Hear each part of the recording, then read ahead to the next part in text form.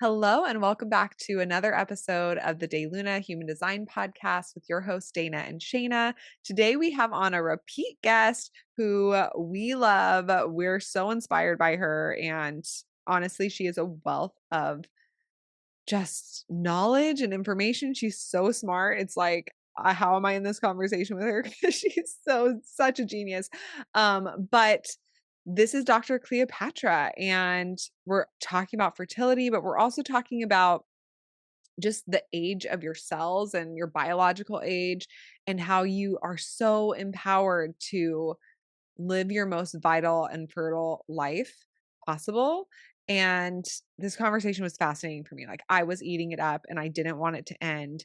And honestly, as we're moving into this new paradigm, I say this in the podcast, but it's more important now than ever. There's so many people in that I've just been seeing online or in my life, in my personal life, that are struggling with fertility. And of course, I am a projector, so I wait for that invitation. But there's just so many resources that are available to us that actually empower us and help us to become more of our own authority when it comes to our health versus how the old paradigm and traditionally we've been taught to give our authority away. Like, okay, this is what my doctor said, so that must be my diagnosis, or that must be the truth, or let me try this, medical thing and have them do something to me to fix me because I'm broken. Really being empowered from a place of um, listening to yourself and listening to your own internal processes and energetics and really tuning in. I know that everybody who listens to this podcast already is an expert at that by tuning into your own energetics and your human design and listening to your authority and really seeing what it looks like to trust yourself. And I'm definitely not saying that if you're having fertility issues or any health issues that you're not doing those things, because there's so many things that are outside of our control. But I think that we don't realize the extent of how many things are within our control as well. And to be able to play and find joy in our own personal empowerment and attunement is important, whether you are trying to have a baby or not, right? It's important in life, in knowing yourself and being fully aware and conscious and intentional in this lifetime as much as you possibly can, because that's what you came here to do. So, this conversation I love, and I could have a million more. But yeah, I love Dr. Cleopatra. She's amazing. Yeah, me too. And, with this conversation talking about fertility, we get into this in the episode about some of the downloads we got as we were traveling through Egypt, because fertility is a huge focus in a lot of the spirituality and the temples, as it should be, because it is such a huge part of creation in general. So that's what I wanted to say is in this episode, we really get into kind of the spiritual concepts around fertility, creation, empowerment, the divine feminine, the divine masculine, and in general. I mean, as we move into the new paradigm, I think with health and our Western medical system, like things are really crumbling, and there's space for a more well rounded and holistic approach and empowerment to our health, our fertility, our biological age, which, we talk so much about reversing your biological age or reducing your biological age in this episode. And I feel like it just feels so supportive and empowering overall for your overall health, for your overall creation. So whether you're on the journey of parenthood or conception, or whether you're not right now, I still feel like this conversation has such profound, deep, and inspiring insights around our health in general and really taking back that empowerment. So, a little bit about Dr. Cleopatra. She is a 4/6 sacral generator. I feel like she's really role modeling so hard. She really lives authentically exactly what she is teaching. It's so inspiring. You can really feel that authenticity just radiating out of her. But Dr. Cleopatra is a scientist and a university professor specializing in the intersection of reproductive health, human flourishing, and how health is transmitted from one generation to the next. She provides fertility and pregnancy consulting to women and families nationally and internationally through her signature In Bloom programs, Inner Circle, and personalized comprehensive one-on-one consulting. Okay, so without further ado, we want to welcome on Dr. Cleopatra. We are so excited to have you here with us. And this feels like a homecoming full circle moment for me because the last time we had our conversation, I wasn't pregnant. I was just getting the inklings of, calling in my super baby. I mean, I guess I'd been doing that for a year maybe prior, but it was divine timing of when I wanted to start, um, really getting it very intentional with what I was calling in and the intentions behind all of my daily actions, whether that was physical or mental or spiritual or emotional. And your Prime Master protocol found me, you found us, we found each other right at that perfect time. And I cannot tell you how it changed my life, and it changed my baby's life. Like, I feel like it was the greatest gift I could have ever given Isla, and so many people ask me, like, "How did you get pregnant on your first try?" And, like, "How is she so healthy? How is she so amazing? How is she so strong and vibrant?" And I think a lot of people are like, "Oh, you just have, like, that luck," or you're really blessed, or this isn't a karmic lesson you came here to navigate. But like, yeah, maybe all of that is true, but also I really was so intentional and I did the work that felt good for me. And Isla is the proof of it. Like, it wasn't like I was just like, okay, I'm just gonna try this month and like I have no idea what I'm doing. And now I'm just pregnant on the first try. It's like I learned so much from you. And I spent 5 months before even that time trying, really, really learning my body, listening to my body, putting all that intention in. So, anyways, all of that to say, Isla truly is a super baby, and it's all thanks to you. I'm so, so, so grateful. So if you haven't listened to that episode before and you're just tuning in right now, please go back and listen to that after this episode because it's really juicy and really helpful. And this time in the world it's needed now more than ever, talking about fertility, especially as we go into this new paradigm. So just really briefly, if you could tell our listeners a bit about just what it is that you're doing now and um, what you're really passionate about within this right now. Well, I have so many things I want to say. First of all, it's so beautiful to be back here with the both of you. I adore you, and seeing the photos and videos of Isla, it just jumps out at you how much she is a super baby. Even from her first birth photos, you can see when you were still in the hospital, you can see she's just so present. She's so vibrant. She's so alive and full of life.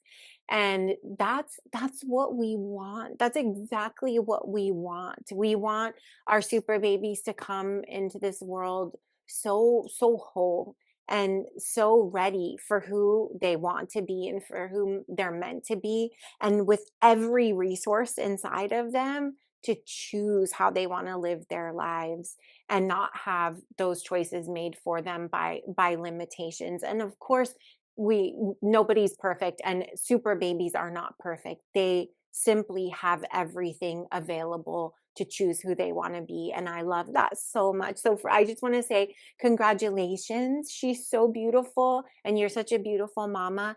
And I also want to celebrate you for how intentional you were and you are as a mama. It starts, right? We become mamas long before we conceive, before we're pregnant, before we give birth, before we have our super babies in our arms.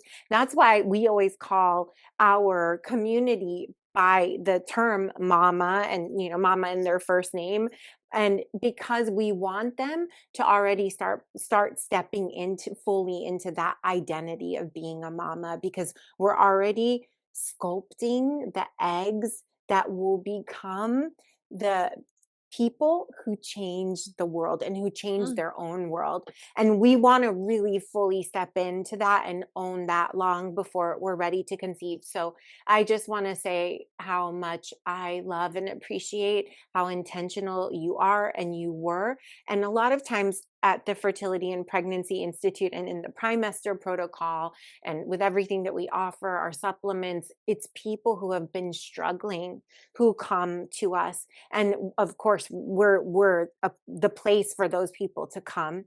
And we also want people to come so that they never have to struggle, to come well in advance. If you know you want to give birth in a year, in 2 years, in 3 years, that's the time to start getting intentional little by little. Primestering. We always say prime the soil before planting the seed. We all know this. When you take care of the soil in which you plant the seed, the harvest is the most beautiful that it can be. The same thing goes with our super babies and with our families. So I just want to celebrate Mm. you. I want to celebrate her and just all the work that you did to bring her into this world in the way that you did. And that's a gift that never stops giving to you, to your husband, to her for the rest of her life. Yeah. And the super baby she'll have, right? Think about it. That work that we do in the trimester and the time leading up to conception will go on for generations. And we know it actually does cross at least 4 generations because our super babies and super grandbabies and so on don't just inherit our genome, they also inherit our epigenome as well as our microbiome, which affects the expression of their genes. So this is really something that goes on and on. It's so much bigger than us, but it starts with us.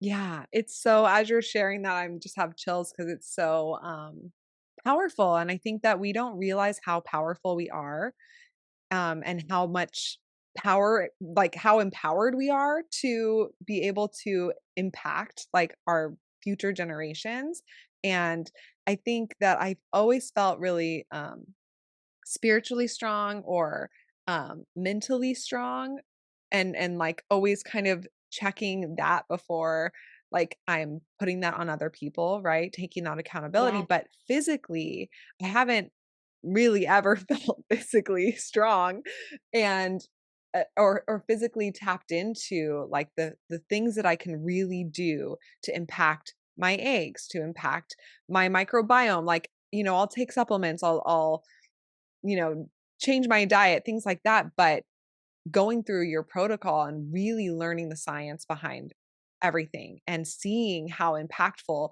just my, internal dialogue with the food that I'm eating, with the way that I can cleanse my body and detox things. It felt so supportive, but also exciting because yeah, it's like, okay, I'm doing this now and it does feel like a lot of work, but yes. it is going to have that impact for generations and generations to come, which is like the best gift that I could ever give Isla. And that's something that I love about what you do is that you really bridge that gap between the science world and also the like spiritual, emotional, divine feminine world. And that's something that we had an intention of really asking you. There's not really many places that I can think of that really bridge that together in such a supportive and real way, right? Like there's so much science behind what you teach and share and guide people with. And being a scientist and a doctor, like how has that been for you? How are you able to bring both in while you're navigating such a very masculine world of business and um, you know, finances and creating a institute? Like, how do you bridge that? How has that been for you as a woman, as a mama, as somebody who is also this very divine feminine leader? Thank you for that question. Hardly anyone asks me that question. I think everyone says that a hallmark of what we do at the Fertility and Pregnancy Institute, and that is a reflection of me, is that we have this very rare combination of being grounded in the most cutting edge science, but that it's also full of soul and it's really wholehearted. And that really is who I am. But rarely do I get asked the question, like, how do you do it? How do you stay tapped into your divine feminine when you're navigating such a masculine world and such a masculine reality, right? Because yes, we're now running a multi-million dollar company, and you have to be a good businesswoman in order to do that, or you're publishing studies, and the world of science is critique, and everyone is attacking and critiquing your work over and over again before it ever gets published in peer-reviewed articles. That's the part of the peer review process, and that's a critical part of getting NIH funding and NSF funding for your research. And I would say it's kind of a miracle, to be perfectly honest with you. Some days I think that I was almost wiser when I was younger, before I had all this education, when I started this work as a scrappy little girl, and I was informally looking around, studying and figuring out how to help people, because somehow women were already coming to me for help with reproduction, help with pregnancy. And I think that I fought really hard to retain those parts of me that are not usually found in the most rigorous academic and research institutions, like a place like USC, where I was the first woman of color in history appointed on the tenure track. And I was Wow. hazed, I was hazed, and I went through so much. And I ultimately was able to achieve tenure in 3 departments simultaneously, Wow. in the Department of Children, Youth, and Families, within the School of Social Work, within the Department of Psychology, and also within the Longevity School, the Davis School. That's where I was appointed first, and that's where I was the first woman of color. And this wasn't that long ago. This was 2010. It's really shocking to believe that could happen. And I will tell you, I was told things like, your body is too feminine, your voice is too feminine, your hair is too much, you are too much, you can't possibly be that smart because you smile too much, you're too happy, you look that way, Mm. you don't look right. And it's not easy to continue to be who you are when you're constantly being told that who you are at your very core, and the outer shell that you carry offends people and makes them assume that you can't possibly be a rigorous, serious scientist and all of these things.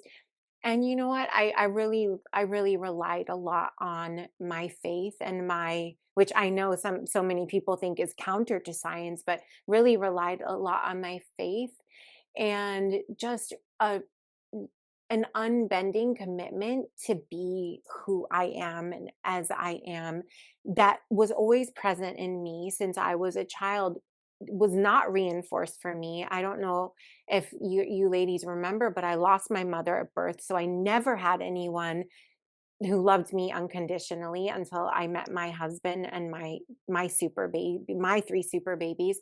I never had someone who fully accepted me and said, like, go be as you are, the way that I do for my super babies, and I know you do for yours, and you will do for yours.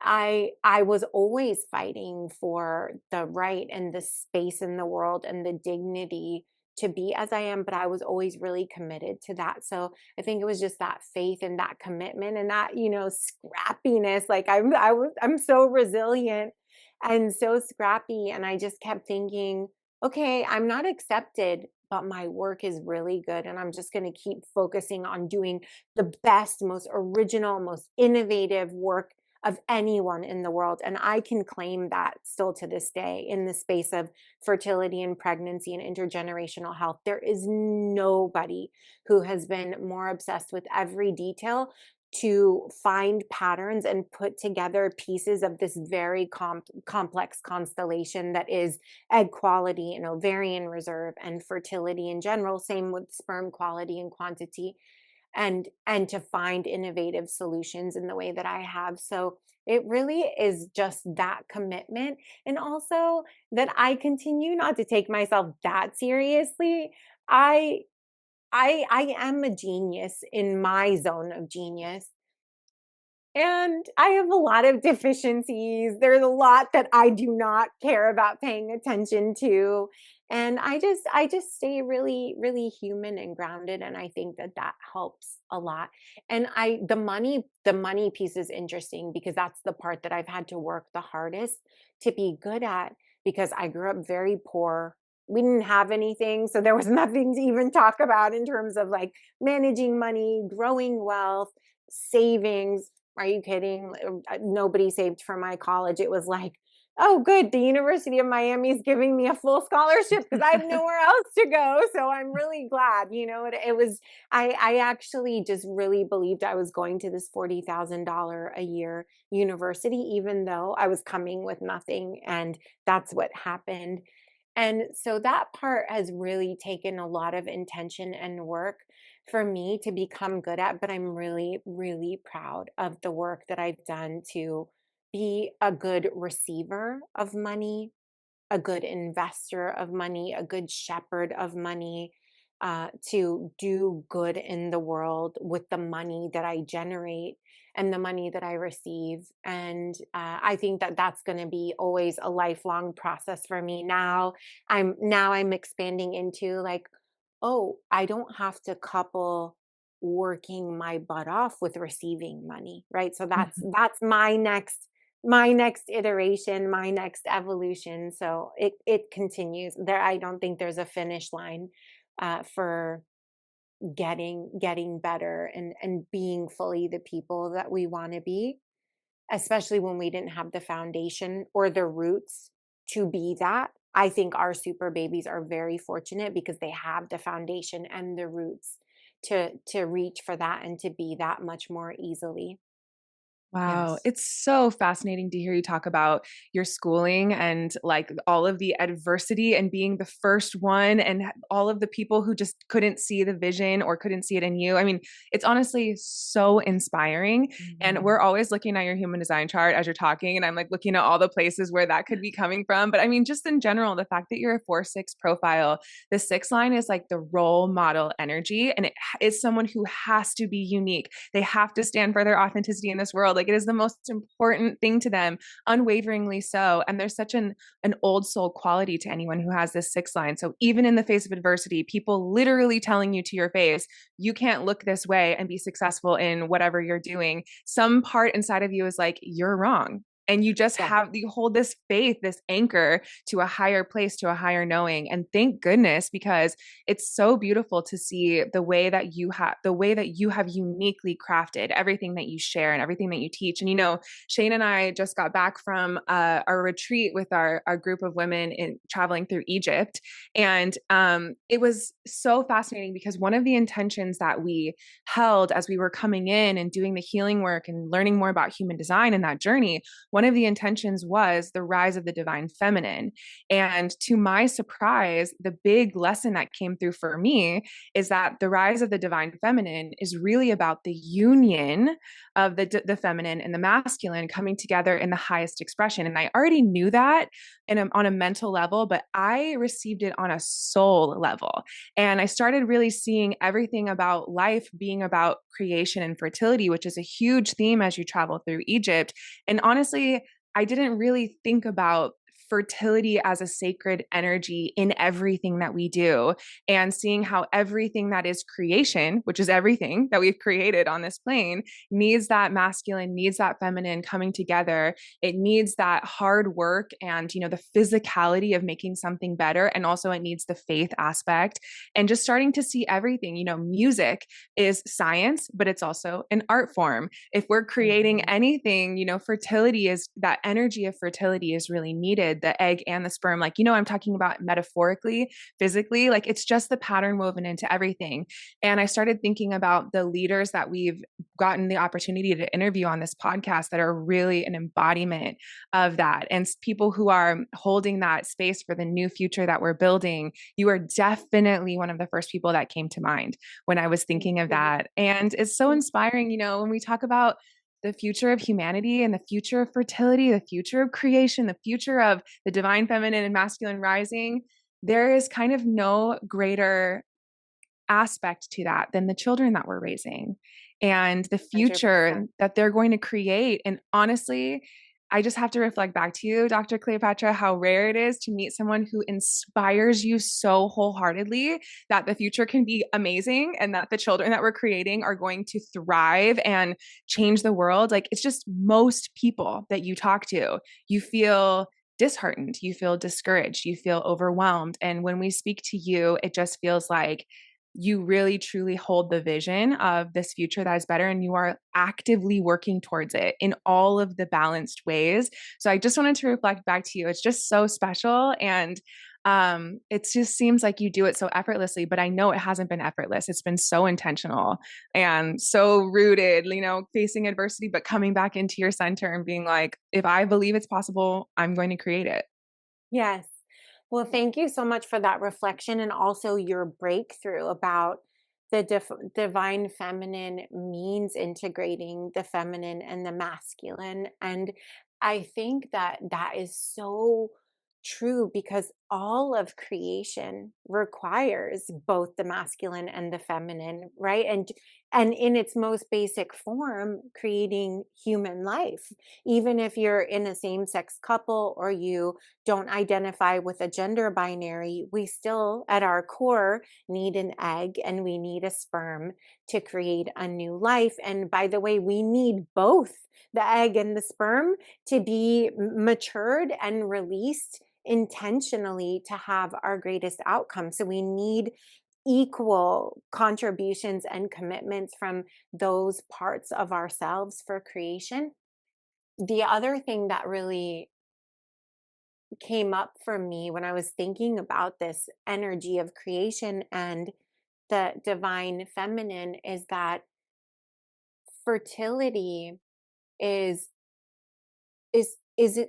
in harm's way more than ever before in Mm, history. yeah. And the reason for that at its core is because the energies of survival and hustle and being constantly on the go are so in opposition to the energy of creation. So Mm, when we're in survival mode, as many people are living today, it is hard to fully be in our divine feminine and it's hard to fully be in creation mode.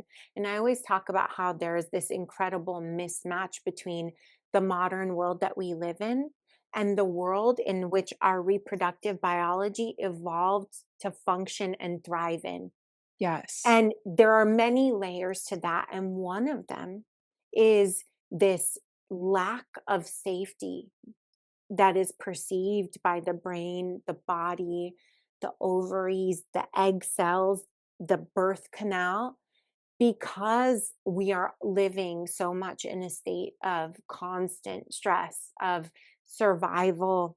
And that is something that in the primester protocol, in everything that we're doing, we are focused on sending the signals of safety so that the body and the brain and the eggs get the memo. It is safe to ovulate. It is safe to conceive. It is safe to funnel the tremendous amount of resources that it takes to growing a human life, to birthing a human life, to breastfeeding and sustaining a human life, to raising a human life. And that is so much a part of the divine feminine that I think is being lost and is contributing to this really incredible and frankly startling increase in fertility challenges. uh, Miscarriage rates are growing every single year. We have all these different things that we see on the rise, and it's not just on the female side because it's on the male side as well. Sperm counts have declined more than 50% in the past 4 decades. And remember that we need the feminine side among our men and helping the sperm to complete their maturation cycles as well. So this is relevant to both sides and I think it's really really important. So if somebody is preparing for having an amazing conception experience, a healthy pregnancy, having their super baby, what they want to be doing is looking at how do we close this gap between the modern world and the reproductive world as much as possible. And a huge part of that is where can we signal safety, coming back into our feminine in order to be able to signal safety, whether we're male, female, or some identify with some other gender. It's so, so important. Yeah. I'm it's so interesting, Ra, the creator of human design, he talks about this new paradigm in 2027 and how fertility is going to be declining. And it's so, speaking to what you're sharing here, it makes complete sense. And it's the empowerment piece, right? Like the knowing who you are and knowing um, your gifts, knowing your limitations, knowing that you have the power energetically, but also physically and mentally, emotionally, spiritually, like all of these different sides of ourselves. We're so empowered to change and to um, support health and vitality and vibrancy and life within ourselves. Um, and within our bodies and our future generations. So that's something that I am just so grateful for what you are teaching and sharing. And I wanted to talk about, well, I was hoping you could talk a bit about a few things. um Yes, whatever you want. selfishly Let's I go. w- selfishly I want to know about, like, if I'm going to be going into round 2, Yes, trimestering while still nursing, let's talk like, about it. is that a thing that is Yeah. okay? And then also I wanted to talk about, like, a huge thing that you're helping people with right now with egg health and like supporting our eggs and get like what that process really looks like, because I know from your program, but I would love for you to explain a little bit more that when we conceive, it's going off of the eggs from 4 months prior, I believe. They um start their maturation process. Yeah. yeah, so yeah, if you could Mhm. just dive into Yeah. all of that, I think that that would be really fascinating for everyone listening, and also selfishly myself too. Yes. Okay, let's do that. I love that. So I just want to start with saying one foundational thing that will help set up the answers to those questions. You asked me, what's the thing that you're most passionate about right now within the work that you're doing? And the thing that I'm most passionate about, I have to admit, I rarely say share any feelings of my own because I teach so much from science. And I have to say that I'm really struggling with seeing what's happening in the world and specifically in the fertility space. When I go on Instagram, I get bombarded with fertility ads because the topic of my Mhm. account is fertility, so it knows I'm interested in it.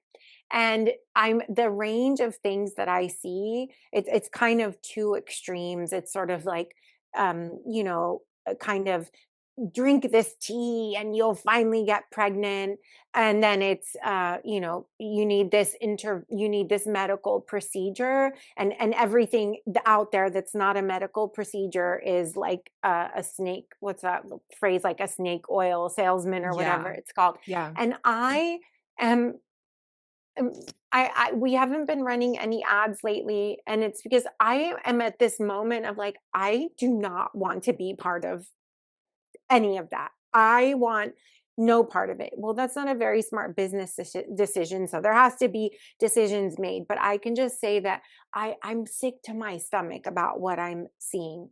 And what I know for sure, and the thing that I'm most passionate about right now, is that there is nothing that anybody else does to and for us that's more effective than what we do that comes from within ourselves.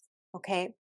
So let's take the example of IVF, which by the way, I love IVF. I think it's one of the most important advancements of the last half century. And I'm very grateful that it's available. And these are the realities that even after 6 cycles of IVF, each of them costing $20,000 to $30,000 a piece, only 65% of people will have taken home a baby, even after 6 cycles. If you look at a woman who's 42 years old, that goes down to 4%, even after 6 cycles. So even something as powerful and medicalized as that somebody is doing to us doesn't have nearly the impact that we need or want it to have. And it's hopefully its efficacy will still grow, but there are limits, because the limit is the age of the eggs. And so that, I want to come back to that in just a second. Now, if you take the example not just of IVF, but all of these add ons to IVF to increase the likelihood of IVF success, PGTA testing, hatching, glue, all these different things. If you look at the scientific data, they have zero to little impact on making outcomes better.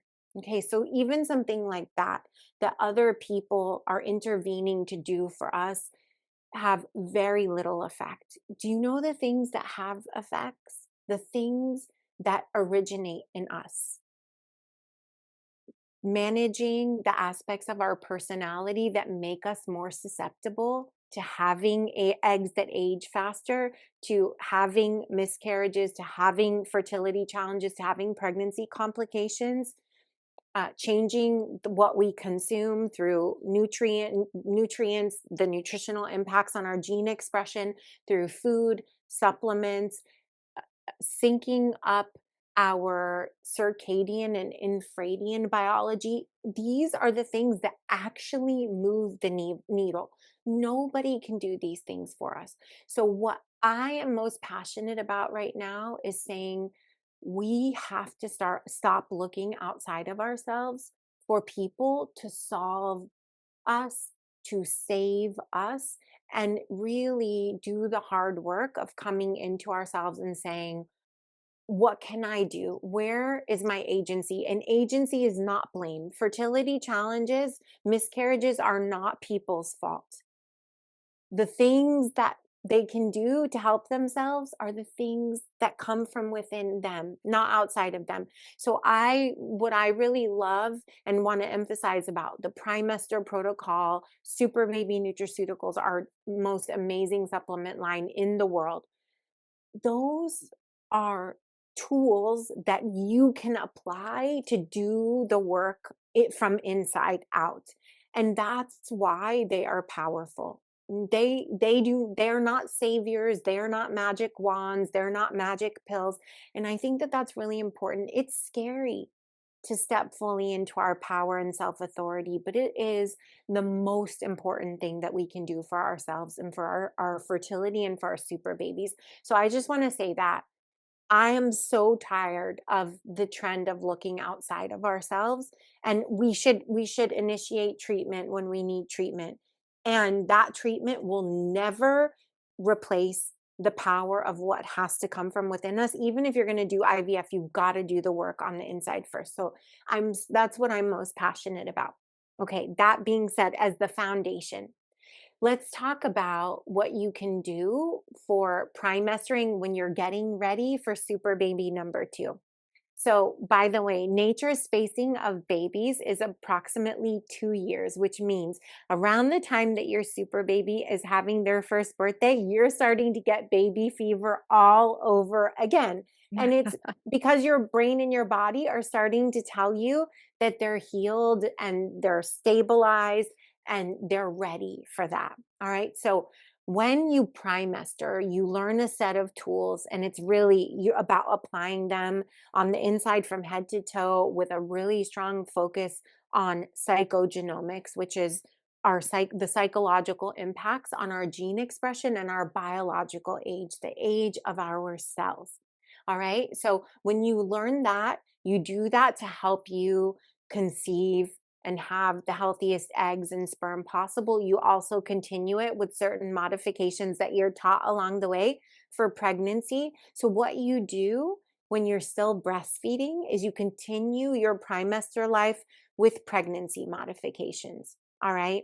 So yes, you keep primestering you use your pregnancy modifications. It's probably in many cases more cautious than you need to be, but that's the way that we do it. So, for example, one of the modifications during pregnancy is you don't engage in anything that really increases detoxification, because what happens with detoxification is it's like taking a dusty rug and shaking it out into the room. All of a sudden, the air is contaminated with all that dust that was settled in the rug. Well, that dust is toxins that are tucked into the tissues and the organs, and then all of a sudden they're being released into the bloodstream. We would then be using things to capture them and bring them out if we weren't pregnant already, but we aren't using those things during pregnancy, and we also don't want them circulating more than necessary in the bloodstream, because they may be affecting the pregnancy, and breast milk is made from blood, so they are going into the breast milk. Okay, so that's just one example. So you're doing your trimester life, but you're doing it with your pregnancy modifications. And then when you are ready to conceive, you probably want to wean from breastfeeding. You don't have to, you can try it without. Some bodies are amenable to that, and other bodies are such that they're like, this demand is a little too much. I'm producing all this milk, I'm giving all this energy and time to breastfeeding, and I don't have enough safety signal, enough resources is what the safety signal is, to also conceive a new human. And the way that you know this is that you probably aren't ovulating. If you're breastfeeding exclusively, you might not have your period, and you're in a semi-menopausal state at that time, right? So that's not a very fertile state. If you're still breastfeeding, but you're breastfeeding less, your menses have resumed, you're ovulating regularly, your prolactin levels, which is the hormone that produces breast milk, are not so high that it will get in the way of you ovulating and conceiving, then it might be all right for your body to do that. So you'll have to see. If you're ready to wean, you start moving toward weaning very slowly. The first 3 days are hard, and it's hard for them. They don't quite understand, and it's hard on your heart to watch them feeling confused, but they forget about it really quickly, and you continue to hold them and bond with them all the same way, so they're not missing that connection with you even while you're starting to wean. And then you move into your conceiving phase. If you don't want to wean and you're having your period, go ahead and see what your body communicates to you about whether that's right for you. If you get pregnant, you may continue to nurse during the pregnancy, or you might find you don't have enough energy, or your super baby might wean him or herself, because the taste of breast milk often changes during pregnancy and they might not like it anymore. So all of those are possibilities, but that's really the way that you start getting ready for super baby number 2. So I nursed our super babies to between 14 months and 18 months. And when I was ready to conceive again, I weaned them before. I felt that that was the right thing for me. I didn't even try to conceive while I was still nursing, but I did it gradually enough, and nursed for so long that I felt really good about it. My super babies were and are enormous, so they were getting everything that they needed. I also had like the most amazing amount of breast milk. Which, did you find that as well? Because I think Yeah, that's also a part of trimester life, that I you think produce so. really amazing breast milk. I think so because Isla's like 100th percentile, has been since birth, Yes, like huge baby. And yes, yeah, I feel like I have really great breast milk. That's been a really easy part of my journey, which I know for most people it's not. it's not. Yeah. So it's just so interesting. Like I've been told the messaging so much throughout this pregnancy journey from random people, like my neighbor, whoever, oh, like so many people feed their babies Cheetos, like you're doing fine. Like, like the bare minimum is what most people do. So like, don't sweat it. Like you don't need to do too much. And it always just strikes me how like I don't give less than 110% in my work. in my household and in my own journey of like spirituality or my mental health, like I give 110% in everything that I do.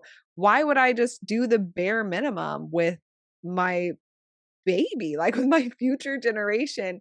And it does take a lot of intention. It takes learning, right? Like Yeah. I learned so much that from experts that I didn't go to school for this. I didn't do all this research like you did. Like I'm so grateful for your expertise.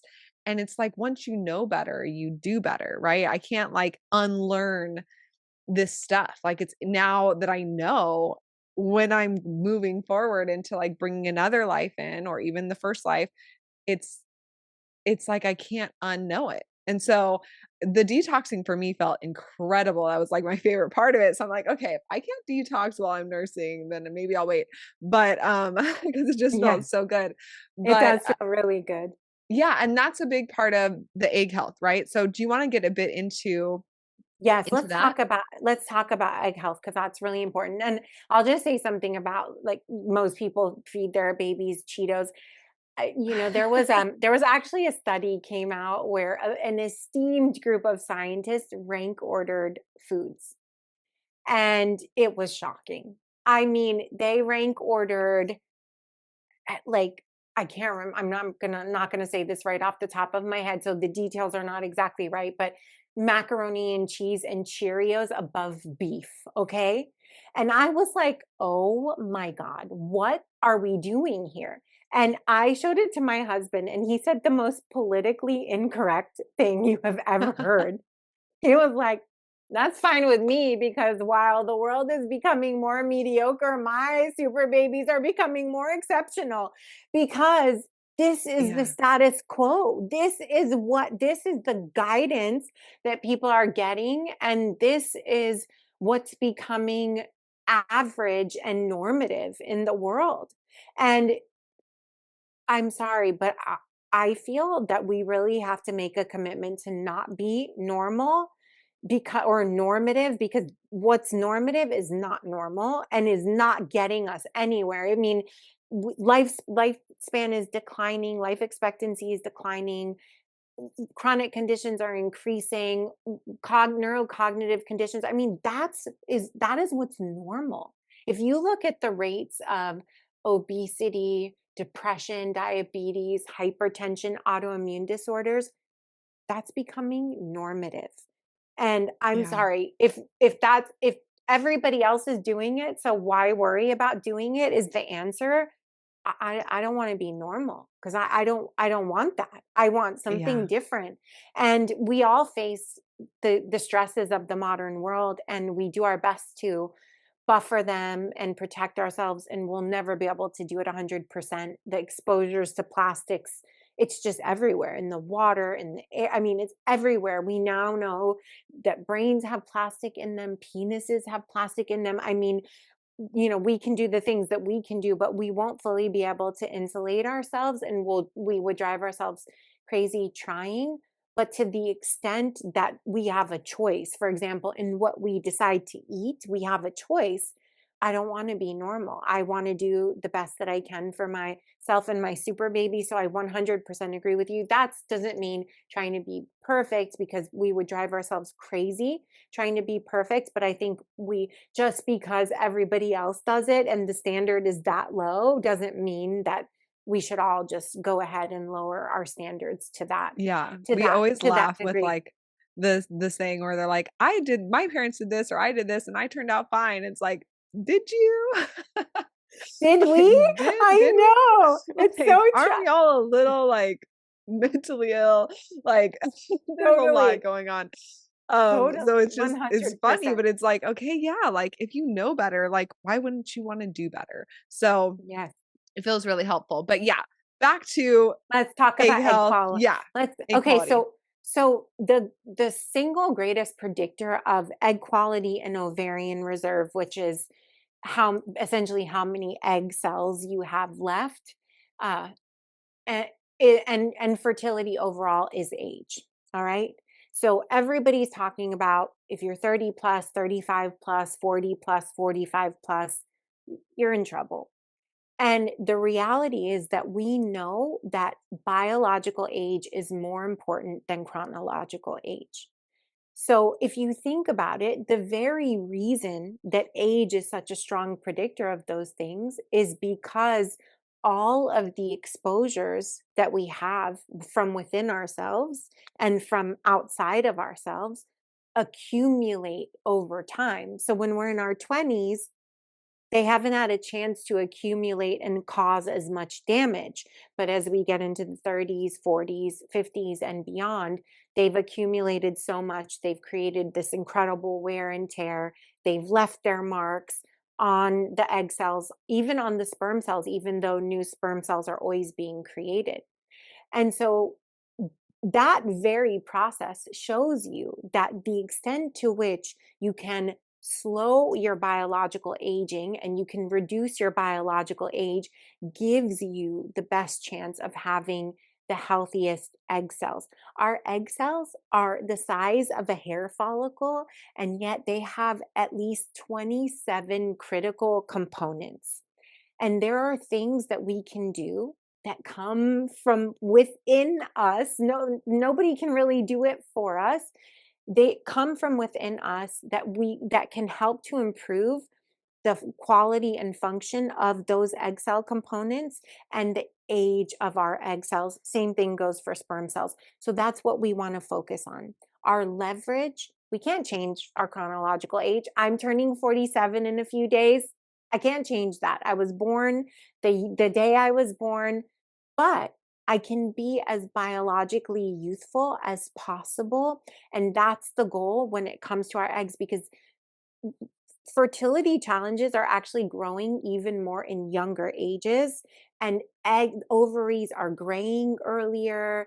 Egg ovarian reserve is declining earlier, and that just shows us that what's happening is that the ovaries and the eggs are aging at a faster rate than they used to. So just because someone is young doesn't mean that getting pregnant will be easy or healthy, and just because someone is older doesn't mean that getting pregnant will be harder or that their baby can't be healthy. So we've got to focus on our biological age, reducing the age of our cells as much as possible, because that affects the germline cells, the egg cells, and the sperm cells.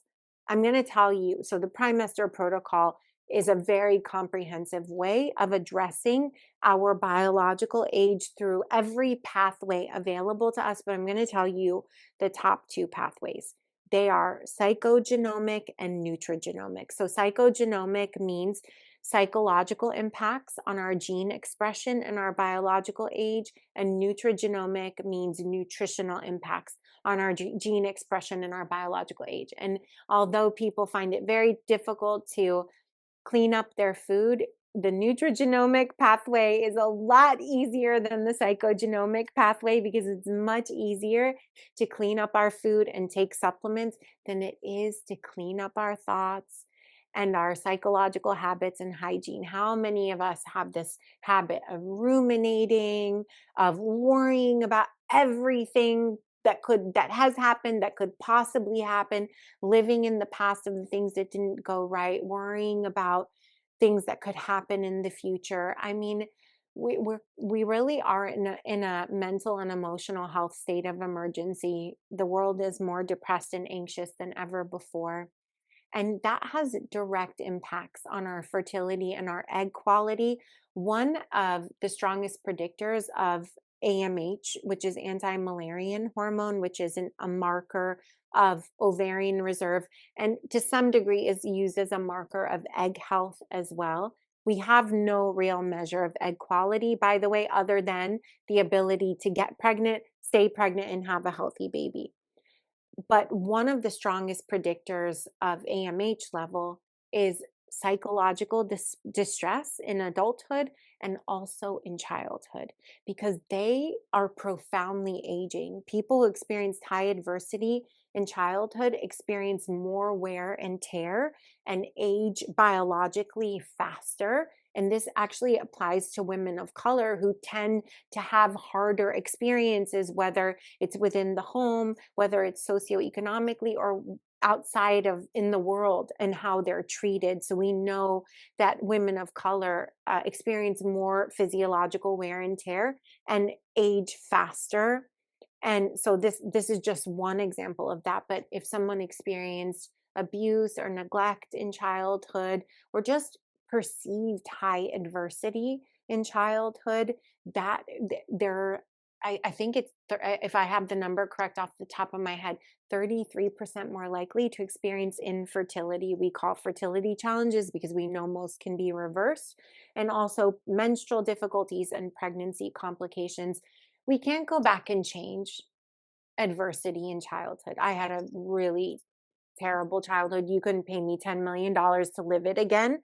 But here I am. I'm 47. Am still super fertile. My AMH and antral follicle count are more than 97th percentile for a 44-year-old woman, and I'm 40. I'll be 47 in a couple of days.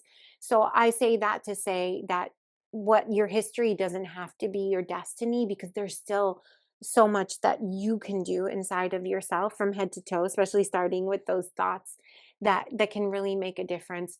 But being someone who has a really hard time managing stress, actually, I have been making some new discoveries that are a little bit controversial about an infertile personality pattern. There's specific personality characteristics that are very clearly linked to having greater likelihood of infertility or fertility challenges and pregnancy complications. And a big part of that is type A personality. So being really time pressured, hostility, competitiveness, kind of those things that, going back to what we were talking about earlier, Dana, that kind of those more masculine parts of ourselves. And the way that I teach and talk about this is there's no shame in being who we are.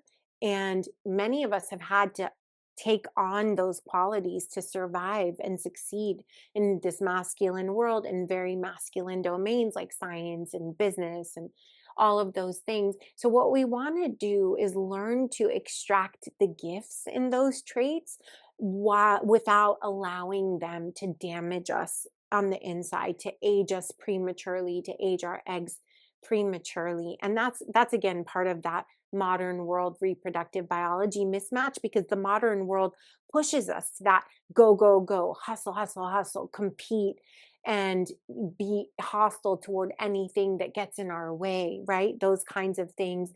And there are other things like neuroticism, other things, high neuroticism. But we really want to practice the things that help us to be in our divine feminine, so that that is reflected. Everything that we experience is a biochemical signal and cascade that leaves a mark on top of our genes that affect, that's our epigenome, that affects the biological age of our cells. And so we want to think about this. Our eggs know us better than anything in the world. They've been with us since before we were born, since we were a 20-week-old fetus in our mother's wombs.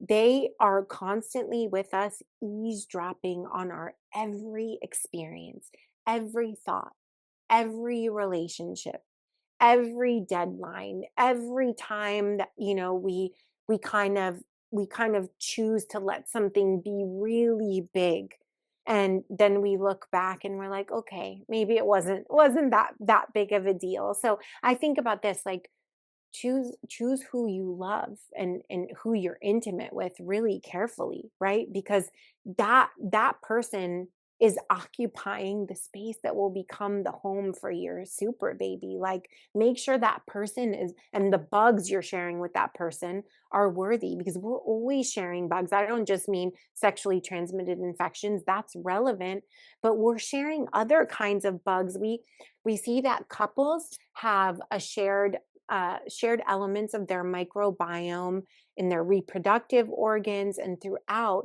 that can determine how well they're going to age. And so that's why we see couples being similarly healthy or unhealthy. It's rare that you find a woman who lives a really long time, and she had a really unhealthy husband who died really young, right? Men tend to die earlier than women, so women often outlive them. But we see similar health profiles among couples. You see, a lot of times there's obesity, not just in one person, but in the couple. There are other kinds of health problems, and that has to do with the shared bugs in large part. There's also a shared lifestyle, etc. So we just want to remember that our eggs are experiencing every little thing, even the things that we're missing because we're so distracted. Our eggs are experiencing as biochemical signals that either say there's safety or there's not safety. So we want to be really intentional about what we're choosing, but the two most powerful things that we can do is signal safety through nutrients. So, through food, through supplements like our Super Egg Support, we've created the most amazing supplement that mimics mTOR inhibition, which is one of the biological pathways through which our eggs, our cells, including our egg cells, can age rapidly or can stay very young.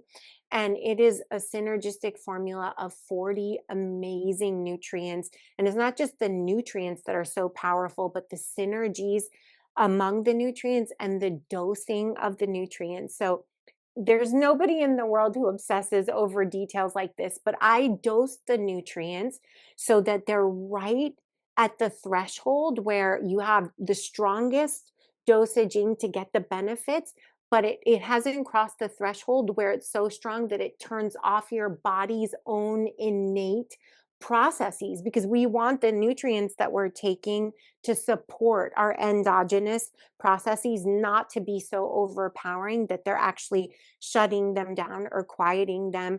We also, what's also amazing about our nutrients is that they, not just what's in them, but what's not in them. So they're two-phase, third-party tested for potency, purity, and microbiology, and they have not one inactive ingredient in them. I am so proud of this because it is very expensive and very time consuming to make supplements in this way, because most companies use these flow agents and excipients and other things to be able to make very large batches really quickly. So ours are handcrafted in ultra tiny batches, and we don't use any of those things. We have no fillers. The only thing that you get in the nutrients are literally the nutrients and the microcrystalline cellulose capsule that houses them. And that capsule is made out of only two ingredients: cellulose, which is a plant cell wall fiber, and purified water. That is how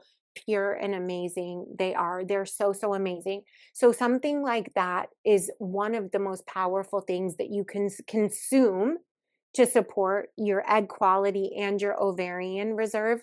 The mTOR inhibition that we achieve has been shown to be able to reduce the onset of menopause by up to 5 years and extend ovarian function by 20%. So it's really, really powerful. But remember, supplements are not a magic pill. They're a supplement to amazing food. So you also want to be following the fertile food pyramid. You want to be following the nutritional gifts that show you not just when to eat, but how to eat to improve your epigenome and to reduce your biological age. So that's on the nutrigenomic side. And then we talked a little bit about the psychogenomic side. That has many layers. We cover all of them in the trimester protocol. But I just want to say, don't underestimate or minimize the power of that, because we are in this very masculine time where we like to do active things, right? We like to take our supplements, follow a diet plan, and check off boxes. And that work that we do inside through the psychogenomic pathway, it's not so tangible. I mean, there are specific steps and exercises and routines that we follow, but it's a lot of work of saying, okay, my brain is my master fertility organ. I need to know about the different parts of the brain, how to improve their volume, their function. and their communication with the gut, their communication with the ovaries, their communication with the stress response system. And that's a deliberate process that requires me to say, how am I engaging with my own thoughts? How am I engaging with my close relationships? How am I engaging with my work? How am I engaging with the world around me and my place in the world? How am I engaging with nature and nature's rhythms, the seasons, light and dark? It's a much more quiet process that in many ways is much more difficult for people, and they'd rather like kind of sweep it under the rug and just say, "Oh, okay, I'll just take my supplements today." They're important, but they can't replace that. Mm, yes. I have been taking your supplements for over 2 years now, and I am so grateful and obsessed and, um, yeah, they're just, once again, life-changing. They're And amazing. so I know that we have to go, but where can people go to find supplements and also your programs that you offer? Okay, so you go to fertilitypregnancy.org. That's our website, fertilitypregnancy.org. For the trimester, you go to fertilitypregnancy.org/fertile. And we made a special code for your community that has a special gift in each place. So fertilitypregnancy.org/fertile for the trimester, and then fertilitypregnancy.org/shop for super egg support. And I'm assuming you guys can write that down so Yep. people don't have to remember. And also remember that we have super sperm and testosterone support as well. And oh my God, I could go on, but we don't have time. But it's like the parallel of super egg support. And if you really want the full thing, you can use the ultimate egg and sperm collection, which has absolutely everything that you need for mama and dada during conception. Let me say something important. Super egg support is not for use during pregnancy or breastfeeding. So you will not go back on the super egg support until after you stop breastfeeding. And it's only out of an abundance of caution because these are, first of all, this is very, very potent medicine. I mean, these are pharmaceutical grade supplements. Okay. But in addition, the nutrients are very specialty nutrients that don't have much data for pregnancy and breastfeeding. They could be really beneficial, but because we don't have the data, we err on the side of caution and we don't use them during pregnancy and breastfeeding. So you will use them until you get your positive pregnancy test. The super egg support, everything else you can use throughout. Super egg support, you use until you get your positive pregnancy test, and then you resume after you stop breastfeeding. So, what's cool about super sperm and testosterone support is we took everything that the dada needed and we put it all in one. 15 capsules a day. That sounds like a lot, but 5 capsules 3 times a day. You don't need any other supplement in the world. Okay. It covers everything that you could possibly want. I wanted to do that with super egg support, but I couldn't do that because I need you to stay on certain nutrients throughout pregnancy and breastfeeding. So those are in that ultimate egg and sperm collection. You can find those there. So when you go to get your trimester or your nutrients, use special code DayLuna, and that will give you 15% off of your super egg support or any other supplement subscription. And it will give you a very special gift of membership in our Super Baby Club, which has over $22,000 in resources for pregnancy, parenting, giving birth, breastfeeding, like everything that you could possibly think of. So you will use the code DayLuna and you'll get those special gifts for your community. Amazing. Oh my gosh. I'm so grateful for you. Thank you so much for sharing your Thank wisdom, your you. insight. And Thank you I'm for having excited. me. Like, I can't even tell you how many people have been just talking about their fertility journey and the challenges. So, this is needed now more than ever. And I'm really grateful that we get to learn from you. Thank you so much for having me. I love every minute I spend with you. It's as nourishing and enriching for me as I hope it is for you guys and for your community. And thank you again for having me, and thank you for being here listening, all of you. And if you have any questions, just email us at support@fertilitypregnancy.org. Well, you know where you can find all of those links that Dr. Cleopatra was describing here. They're in the show notes. Go check it out. I highly, I couldn't recommend enough her program and also the supplements. If you do nothing else but the supplements, because that's all you have space for right now, honestly, that's felt very supportive for me. Um, just knowing that like I'm doing the bare minimum when I'm super busy, I'm like, okay, you know what? I'm taking these supplements. I know that they've got me. And then when I have space, I dive more into my protocol that is specific for me and where I'm at in my journey.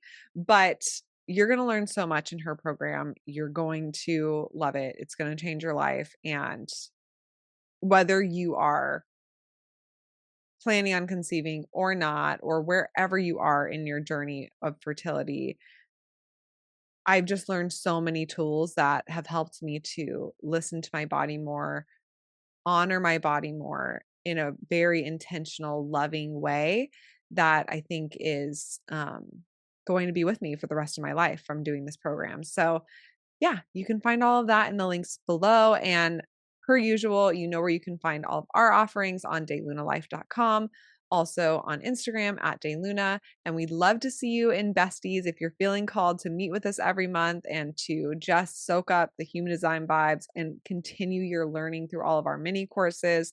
That is all available for you as well, your human design besties on our website.